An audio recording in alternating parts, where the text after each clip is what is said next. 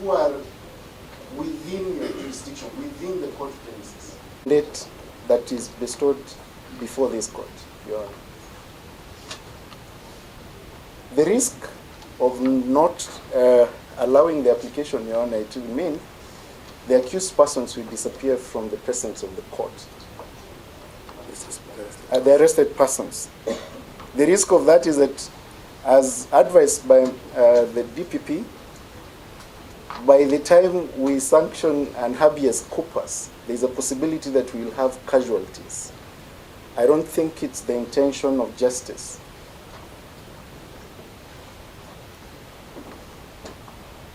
to ignore the risk of a disappearance of an arrested person. So, Your Honor, for those reasons and for the reasons submitted by Malan Senior, we seek that you indulge,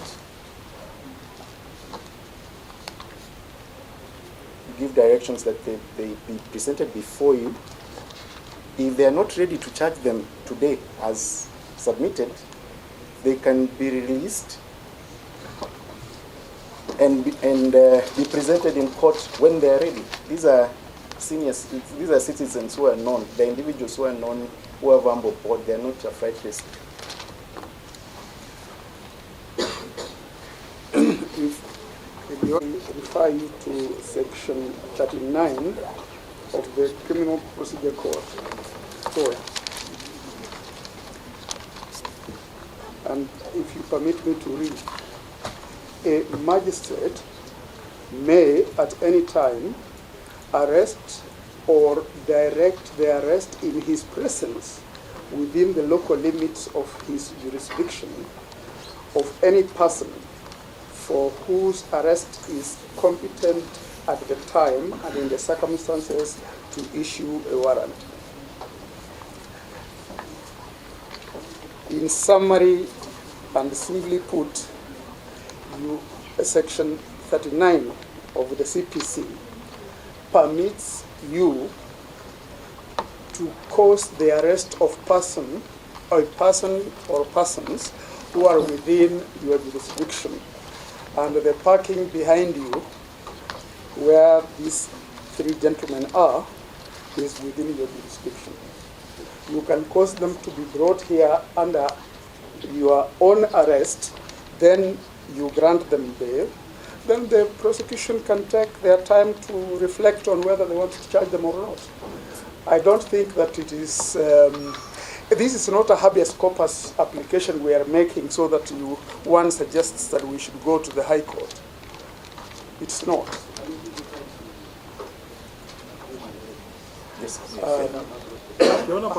How much more?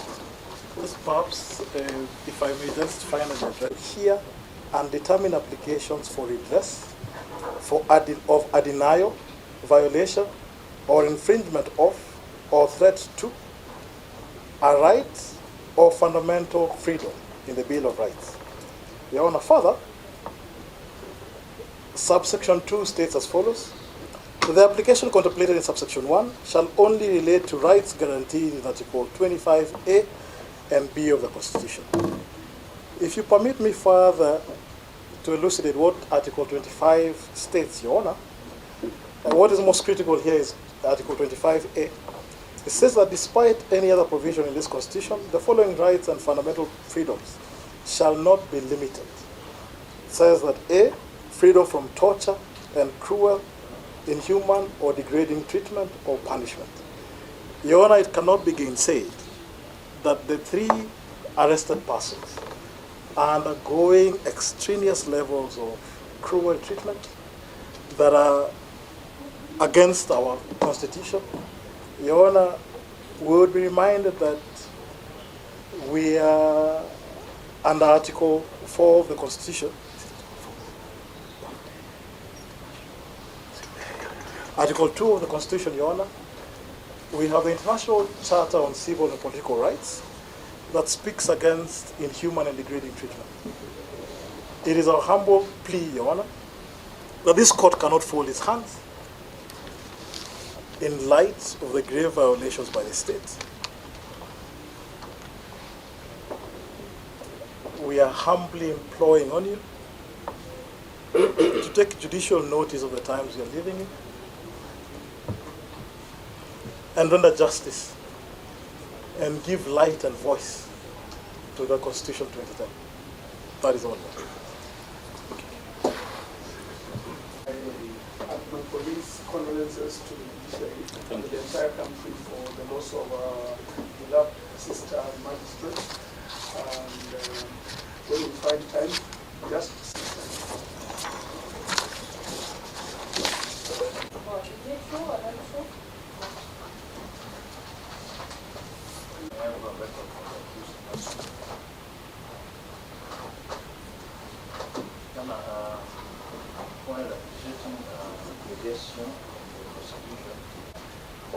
before me,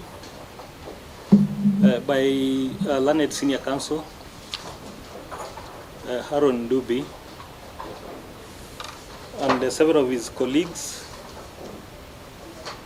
for me to make an order for the production of certain arrested persons, including one Boniface Mwangi, for mention, and for me to grant them bond terms if the state is unwilling to charge them.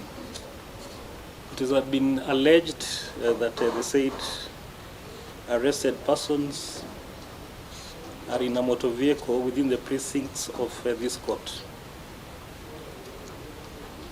It has been submitted that this court is clothed with jurisdiction to cause the arrest of these persons or of persons within its jurisdiction or within its vicinity under certain circumstances.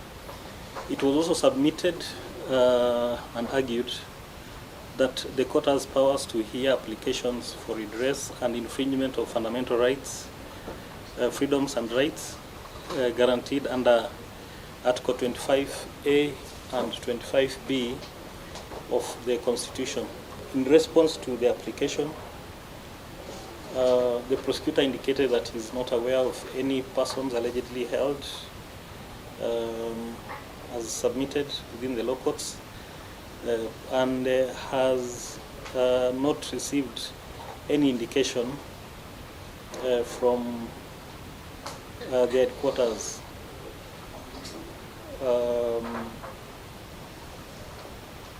of any such persons that were supposed to come to court for plea. He suggested that the applicants ought to file the application before the High Court for habeas corpus. The court has considered the application made by senior counsel and his colleagues, and the submissions that have been made. I will start by clearly stating that this court has no jurisdiction to issue orders that have been sought for the following reasons. Number one, the nature of orders sought, in my view, are habeas corpus orders, and habeas corpus orders which applies to all cases of illegal confinement or detention by which a person is deprived of his liberty or by which the rightful custody of any person is withheld from a person entitled thereto. The ultimate purpose of such writs is to relieve a person from unlawful constraint, which is the case presented before this court. The procedure for directions in the nature of habeas corpus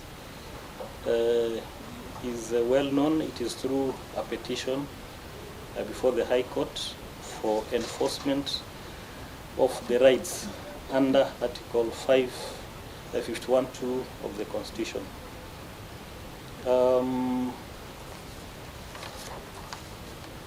The court has been invited to issue a warrant of arrest. The court was also invited to issue a warrant of arrest for the arrested person so that they may appear before this court. But I find this to be unprocedural, as the said persons are still under arrest according to the submissions that were made. And the court cannot issue warrants of arrest for persons already under arrest. The correct procedure is for the councils to proceed with the right procedure before the High Court. It is also noted that this court there is no file before this court with the specific parties, the names of the parties involved. For the court to give specific orders of the nature sought, a court file must be opened, after which the application can be made. And noting that we are in an adversarial system, the same served or the other party notified so that they can respond. So my directions are that the council should follow the right procedure by moving the High Court with the necessary application. So those are the orders for this court. Yes. Yes, we have start again. Yes.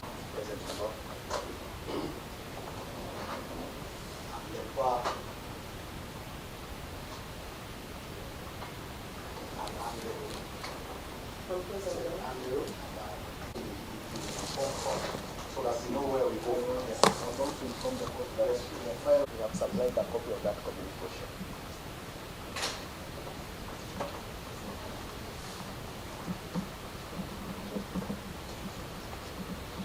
There's the counsels for the suspects and pursue the Inspector General of Police as to the whereabouts of their suspects, since the DTP is not making a decision to charge them. The charges will not meet the evidential threshold. They were arrested yesterday at 3 p.m. Therefore, the 24 hours haven't lapsed. The police will be so ambitious to fight for the allegiance.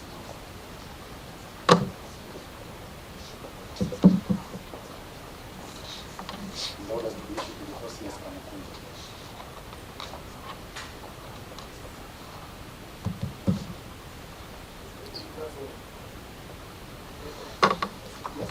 Knew an update of what was happening in court earlier today. We were just from court, that is court number 3, Milimani, and the court has pronounced itself on our application, which we had requested the court to order those persons, that is Boniface Mwangi, Ngatia Kimathi, and Shipeta, to be produced in court. But the court has declared itself not to have any jurisdiction to do that, and ordered that we seek other avenues, that is the High Court, for habeas corpus applications. However, we have further received another information from the office of the DPP. I have a copy of the letter, which has been addressed to the Inspector General of Police. And the DPP has pronounced himself very clearly on this matter involving Boniface Mwangi and the other suspects.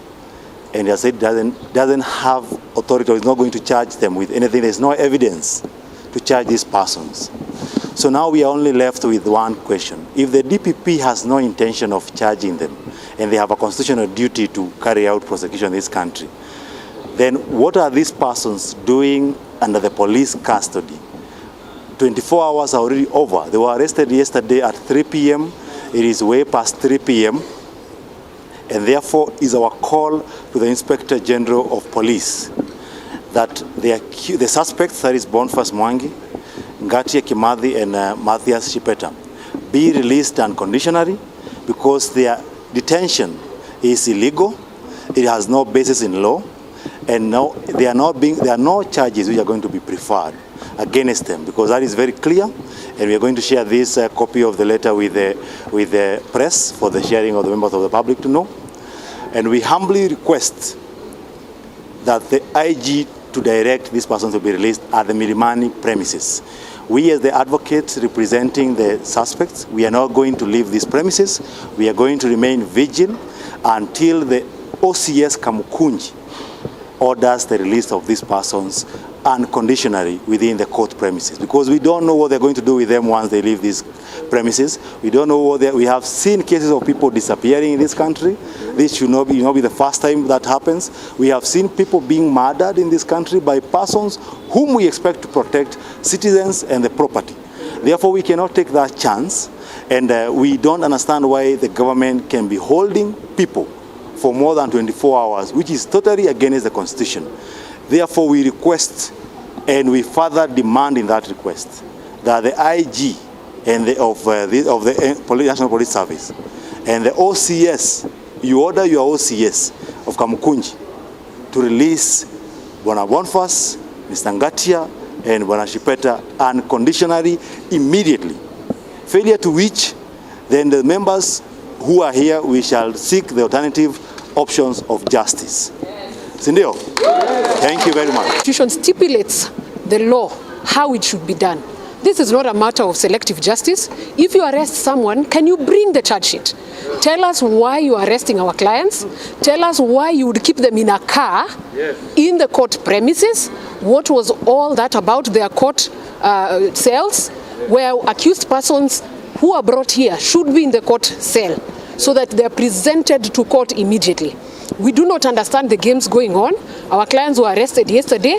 Up to now, they are in that car, as you can see there, the Subaru car. We do not understand what the agenda is.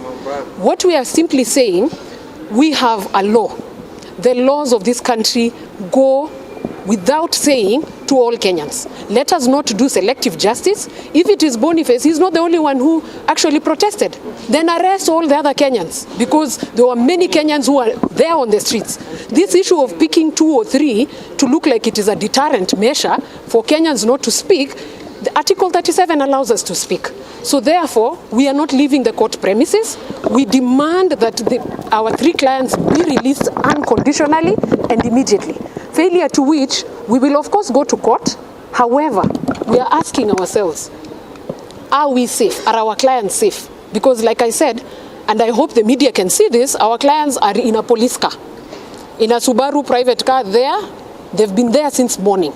What is the intention? Why put people in a police vehicle without presenting them to court? The court is very clear. There is no file before them. The court is very clear that they do not even know there is an accused person, quote unquote, in court. Therefore, we will proceed for habeas corpus. But what we are simply saying is, the government and the IG, please let us respect the law of the land. That is why it is there. It is there regardless whether we like it or not. It is not for us to be very happy. It is for us to do our job. And that simply means follow the law. So we are saying we are not living here until Boniface and the other 2 accused persons, quote unquote, and I say quote unquote because the court said there are no accused people. The same government, the IG arrests our client, the Director of Public Prosecution says there is no case. So which story do we fall into? So we will proceed to do our job as advocates for habeas corpus, but we are simply saying we are not leaving the court premises until the government decides to follow the law to the letter. Do you want to speak? Do you want to speak? Do you want to speak?